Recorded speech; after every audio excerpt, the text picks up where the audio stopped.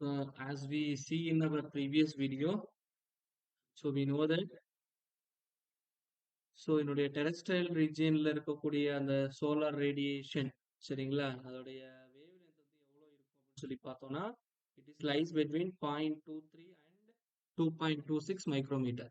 Man told that around 30% வந்து it should be reflected back, அந்த radiation வந்து reflect ஆகும் அப்படின்னு சொல்லியிருந்தேன் சரிங்களா. இதுல 4% வந்து ஸ்பேஸ்க்கு போயிடும் சரிங்களா, மீதி 26% வந்து அட்மாஸ்பியருக்கு போகும் அப்படின்னு சொல்லியிருந்தேன் கரெக்டுங்களா.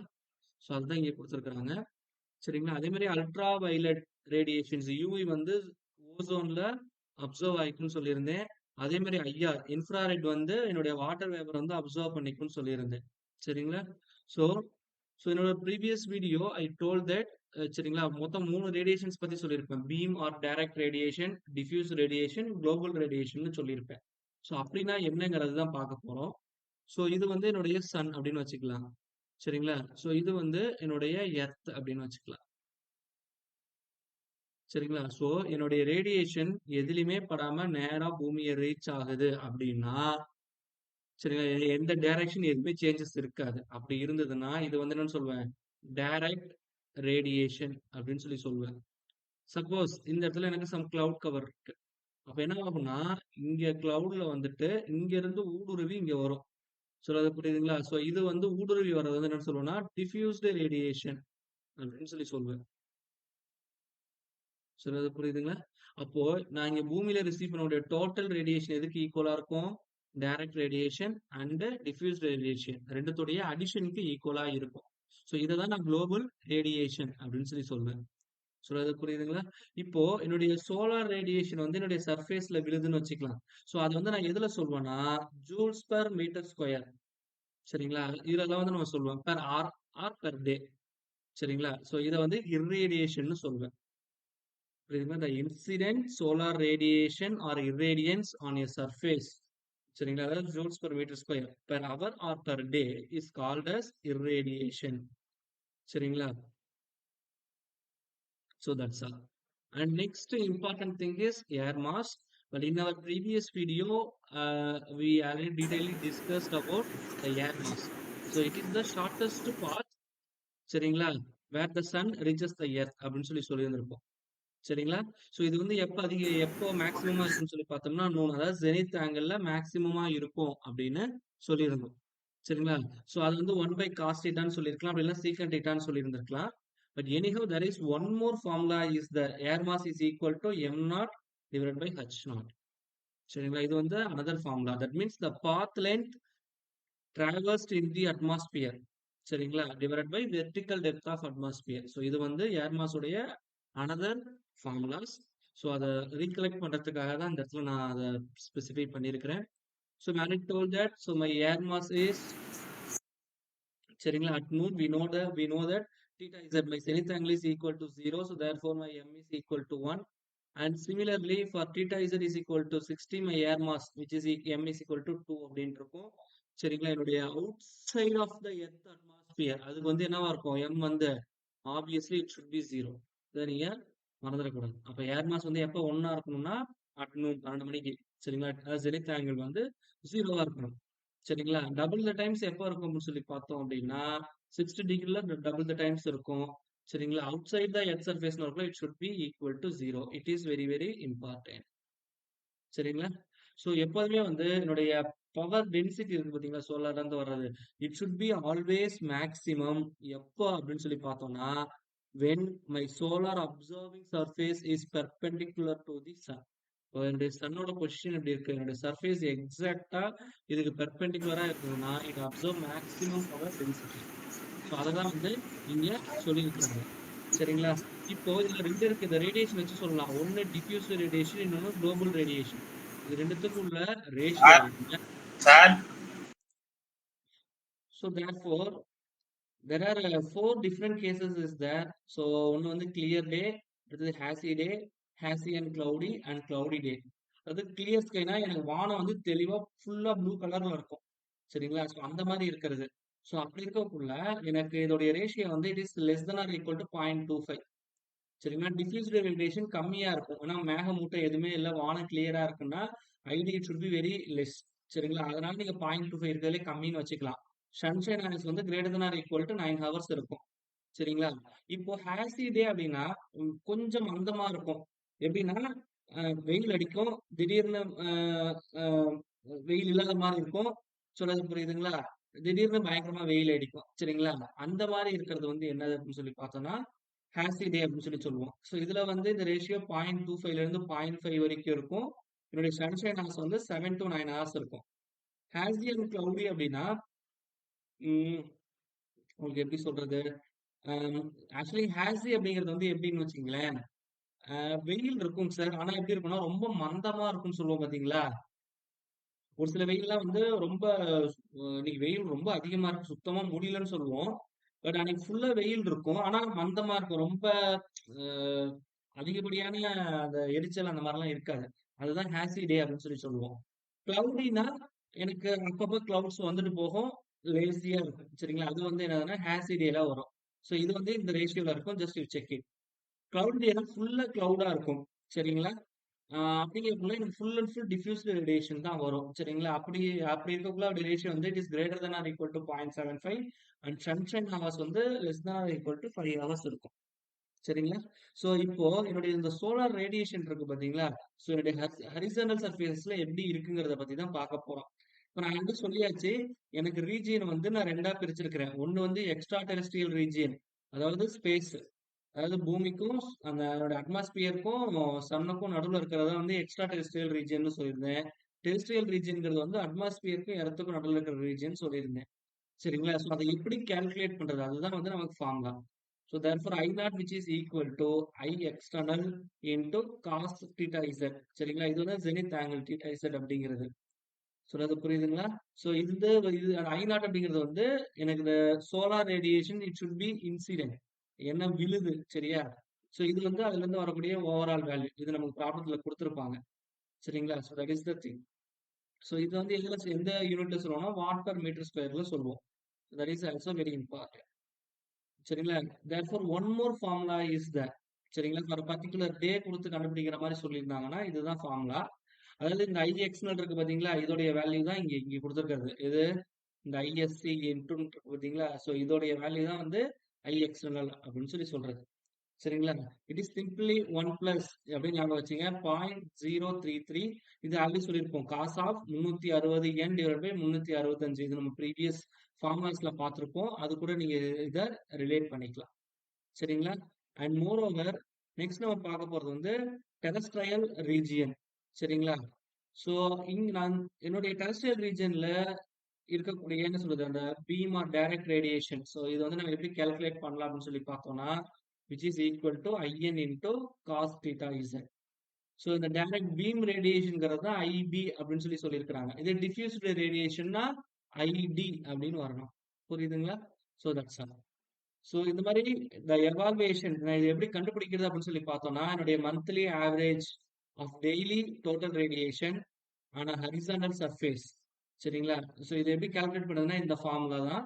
இது ரொம்ப ரொம்ப இம்பார்ட்டன்ட் ஃபார்முலா. லாஸ்ட் இயர் டிஎன்பிஎஸ்சில இதுல இருந்து எனக்கு ஒரு 1 மார்க் வந்து கேட்டிருந்தாங்க. H divided by H naught which is equal to A plus B into N divided by capital N. சரிங்களா? ஸோ இதுல N ஸ்மால் n அப்படிங்கிறது வந்து என்னன்னா monthly average of daily bright sunshine hours. So இது வந்து per டேக்கு கூட கொடுத்துருப்பாங்க average. சரிங்களா? அதே கேபிட்டல் N அப்படிங்கிறது வந்து total length of the average day of a month. அதாவது இந்த நாளுடைய மொத்த நீளம். சரிங்களா? ஆவரேஜா அங்க எத்தனை சன்ஷைன் ஹவர்ஸ் இருக்குங்கிறது தான் அந்த ஸ்மால் என். ஏபிங்கிறது கான்ஸ்டன்ட். ஹச் நாட் வந்து எனக்கு கொடுத்துருப்பாங்க. ஹச் நாட் அப்படிங்கிறது வந்து என்னன்னா monthly average daily total solar radiation ஆன horizontal surface in extraterrestrial region. சரிங்களா? நல்லா தெரிஞ்சுக்கங்க. நாட் அப்படிங்கிறது எக்ஸ்ட்ரா டெரிட்டரியல் ரீஜியன். அதாவது பூமிக்கு வெளியே இருக்கிறது. ஹச்சுங்கிறது பூமிக்குள்ள வர்றது. சரிங்களா? சோ இந்த ஃபார்முலா வந்து எனக்கு கிளியர் கட்டா தெரிஞ்சிருக்கணும். சரிங்களா? And more over so next நம்ம பார்க்க போறது வந்து என்னன்னா, இத பேஸ் பண்ணி ஒரு ப்ராப்ளம் பார்த்துடலாம். Now you see this problem. சரிங்களா? சோ இதுல வந்து பாத்தீங்கன்னா, Nagpur the following observations were made. Theoretical maximum possible sunshine hours. சரிங்களா? It is 9.5 and average measured length of a day during April, அதாவது மந்த்ல, சரிங்களா, is 9 hours, சரிங்களா? And the solar radiation for a clear day, H naught ஓட value வந்து கொடுத்துட்டான், constant AB கொடுத்துட்டான், என்னுடைய ஆவரேஜ் டெய்லி குளோபல் ரேடியேஷன் கேட்குறான். எனக்கு என்ன formula? H divided by H naught which is equal to A plus B into N divided by capital N. சரிங்களா? இப்போ H divided by H naught ஓட வேல்யூ வந்து எவ்வளோ? 2100 which is equal to the value of A is 0.27 plus B ஓட value 0.5. சரிங்களா? So என்னுடைய value வந்து என்னன்னா, அந்த ஃபர்ஸ்ட் வந்து average length of a day which is equal to 9 and capital N which is equal to 9.5. So இதுதான் வந்து நான் உங்களுக்கு இங்க ஸ்டேட்மெண்ட்ல சொல்லியிருந்திருப்பேன். சரிங்களா? Average. So now I substitute and I simplify. எனக்கு என்ன கிடைக்கும்னா 9 divided by 9.5 into 0.5 which is equal to 0.47. So therefore 0.27 plus 0.473. So if I add all those things, எனக்கு எவ்வளவு கிடைக்கும் அப்படின்னு சொல்லி பார்த்தோம்னா, it is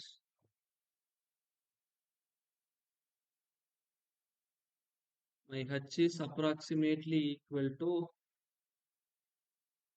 so if I simplify this, my H value is approximately equal to 1554 kilojoule per meter per day square. So meter square per day. சரிங்களா? So அப்போ option A தான் வந்து சரியான பதில். ஸோ இது லாஸ்ட் இயர் டிஎன்பிஎஸ்சியில் கேட்ட one of the question from this topic. Okay, so next இதில் நம்ம பார்க்க போகிறது வந்து என்ன அப்படின்னு சொல்லி பார்த்தோம்னா, கிளியர்னஸ் இண்டெக்ஸ். இதில் மொத்தம் 3 இருக்கு. Hourly clearness index, daily and monthly. இது எல்லாமே வந்து பார்த்தீங்கன்னா தெரியும், கேடிங்கிறத வச்சு தான் ரெப்ரசென்ட் பண்ணியிருப்போம். ஹவர்ங்குள்ள கே ஸ்மால்ல இருக்கும், டெய்லிங்குள்ள கே கேப்ஸ்ல இருக்கும், மந்த்லிங்குள்ள ஆவரேஜ் எடுத்திருப்போம். அதனால இங்கே பார் போட்டிருப்போம். சொல்றது புரியுதுங்க என்ன சொல்ல வரேன்ட்டு? So that's all. அப்போ தேர்ஃபோர், ஸோ இந்த ரேஷியோ தான் இங்கே ஃபார்முலாவாக கொடுத்துருக்காங்க. So hourly clearness index is nothing but the ratio of hourly data of solar radiation. சரிங்களா? சோலார் ரேடியேஷன் டேட்டாவை தான் நான் பண்ண போறேன். அது ஹவர்லியா இல்ல டெய்லியா இல்ல மந்த்லியா? மந்த்லின்னு ஆவரேஜ் எடுத்து போடுவோம். அதுதான் இங்க ஆவரேஜ்னு கொடுத்துருக்காங்க. சரிங்களா? ஸோ அதே மாதிரி இங்க மொத்தம் 2 ரீஜியன் இருக்கு. ஒன்னு டெரஸ்ட்ரியல் ரீஜியன், நம்ம பூமிக்குள்ள, அதாவது அட்மாஸ்பியருக்கும் எர்த்துக்கும் நடுவில் இருக்கிறது. அடுத்தது எக்ஸ்ட்ரா டெரிஸ்ட்ரியல் ரீஜியன். சரிங்களா? அதனால டெரா எக்ஸ்ட்ரா போட்டுக்கிறேன் உங்களுக்கு புரியறதுக்காக. இது ரெண்டும் தான் எனக்கு, அது ரெண்டுத்துக்குள்ள ரேஷியோ. எக்ஸ்ட்ரா வரக்குள்ள கீழே வந்து நாட்டுன்னு வரும், டெரிஸ்ட்ரியல் வரக்குள்ள அந்த வேல்யூ அப்படியே வரும். அவ்வளவுதான் வித்தியாசம். அப்போ ஹவர்லி டேட்டா வந்து என்ன சொல்றது, இது வந்து என்னுடைய டெரஸ்ட்ரியல் ரீஜியன், இது வந்து எக்ஸ்ட்ரா டெரிஸ்ட்ரியல் ரீஜியன். இது ரெண்டுத்துக்குள்ள ரேஷியோ தான் ஹவர்லி கிளியர்னஸ் இண்டெக்ஸ். சரிங்களா? இதே டெய்லின்னு வரக்குள்ள instead of I go for H nought. சரிங்களா? இதே மந்த்லின்னு வரக்குள்ள ஹச் ஆவரேஜ், ஹச் நாட் ஆவரேஜ்னு எடுத்து போட்டுக்க வேண்டியதுதான். புரியுதுங்களா என்ன சொல்ல வரேன்ட்டு? அது எல்லாமே சேம். இந்த நாட்டுன்னு வரது எல்லாமே எக்ஸ்ட்ரா டெரஸ்ட்ரியல் ரீஜியன். சரிங்களா? ஸோ இதை மட்டும் ஞாபகம் வச்சுக்கிட்டா போதும். இந்த 3 இது வந்து எனக்கு புரிஞ்சிடும். ஸோ ஆல்ரெடி சொல்லிட்ட, மொத்தம் 3 விதமான ரேடியேஷன்ஸ் இருக்கு. சரிங்களா? இந்த கன்வர்ஷன் ஃபேக்டர் வந்து நம்ம பார்க்க போறோம். சரிங்களா? So conversion factor for a beam radiation, சரிங்களா, இஸ் த ரேஷியோ ஆஃப், இதாவது பார்த்தீங்கன்னா கொசைன் ஆஃப் ஆங்கிள் இருக்குங்களா? ஸோ ரெண்டுத்துக்கும் இதை வந்து நீங்க ஞாபகம் வச்சுங்க. ஸோ காஸ் தீட்டா ஐனா இட் இஸ் இன்சிடென்ட். சரிங்களா? அதை வந்து நீங்க மறக்காம ஞாபகம் வச்சுக்கணும். இது வந்து ஜெனித் ஆங்கிள். சரிங்களா? இது நம்ம ஆல்ரெடி பார்த்துருக்கோம். இது ரெண்டுத்துக்குள்ள ரேஷியோ தான் வந்து என்ன சொல்றது, அந்த conversion factor of beam radiation. அதே மாதிரி இது எல்லாமே வந்து எங்க இருக்கும்னா sir, it is a inclined surface. ஒரு சர்ஃபேஸ் இருக்குன்னு வச்சுக்கலாம். ஒரு ஹரிசாண்டல் சர்ஃபேஸ் இருக்கு, ஒரு இன்க்ளைன் சர்ஃபேஸ் இருக்கு. இப்போ பீம் ரேடியேஷன் இங்க எப்படி விழுது, சரிங்களா, இதுதான் வந்து நம்ம பார்க்க போறோம். சொல்றது புரியுதுங்களா? ஸோ இதுதான் சொல்லிருப்போம். It is defined as the ratio of beam radiation incident on an inclined surface to that on a horizontal surface. அதாவது இது இன்க்ளினேஷன் இல்லாம நேரா இருக்கக்குள்ள விலக்குள்ள ஒரு வேல்யூ இருக்கும். அதுவே சாஞ்சு இருந்ததுன்னா வேற மாதிரி இருக்கும். இது ரெண்டுத்துக்கும் உள்ள ரேஷியோ இதெல்லாம் பார்க்க போறோம், பீம் ரேடியேஷன். ஸோ இதே தான் டிஃப்யூஸ்டுக்கும் ரிஃப்ளெக்டடுக்கும். டிஃப்யூஸ்னு வரக்குள்ள 1 plus cos beta divided by 2 and reflected வரக்குள்ள 1 minus cos beta by 2. இந்த ஃபார்முலா மட்டும் ஞாபகம் வச்சுங்க போதும். இதை தாண்டி, ஃபார்முலாவை தாண்டி வேற எதுவும் உங்களுக்கு கேட்க மாட்டாங்க. சொல்றது புரியுதுங்களா? ஸோ இது வரைக்கும் தான் உங்களுக்கு கொஞ்சம் வேகா இருக்கும். இதுக்கப்புறம் நமக்கு கொஞ்சம் ஈஸியா இருக்கும். So now I move on to the next one. Introduction to energy and solar photovoltaic energy. அதாவது we know that PV வந்து எனக்கு என்ன ஆகுது, என்னுடைய சன்லைட்டை எலக்ட்ரிசிட்டியா கன்வெர்ட் பண்ணுது. It is very important. சரிங்களா? ஸோ நம்ம ரிசீவ் பண்ற இந்த சோலார் ரேடியேஷன் வந்து எவ்வளவு இருக்குதுன்னு பார்த்தோம்னா, ஒரு நாளைக்கு 4 to 7 கிலோவாட் ஹவர். சரிங்களா? Per metre square. That is very important per day.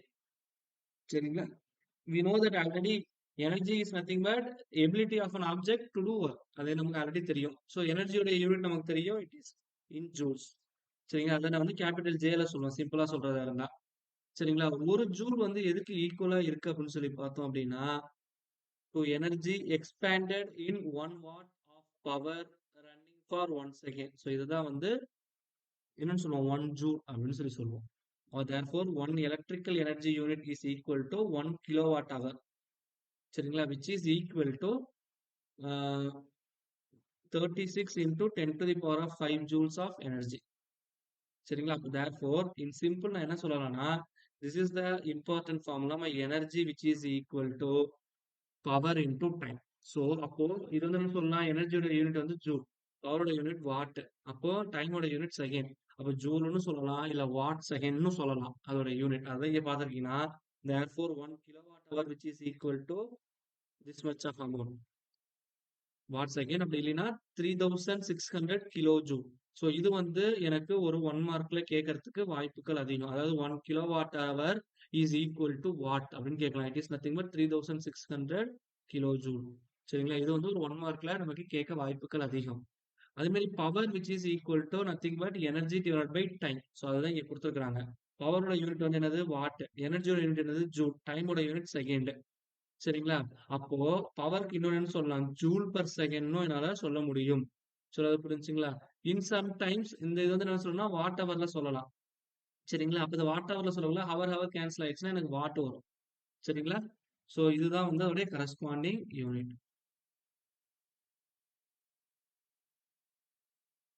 சரிங்களா sir? So now I move on to this some.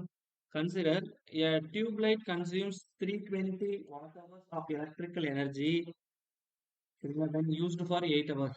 Estimate the power rating of the tube light. சரிங்களா? இதுதான் வந்து எனக்கு கேட்டிருக்காங்க. என்ன கேட்டிருக்காங்க, பவர் கேட்டிருக்காங்க. அப்போ பவர் ஃபார்முலா என்னது, power which is equal to energy divide by time. சரிங்களா?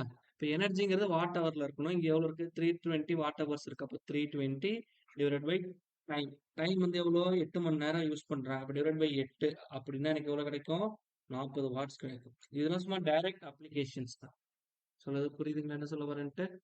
ஐ hope it is very well clear. So the remaining topics will be seen in our next video. Thank you.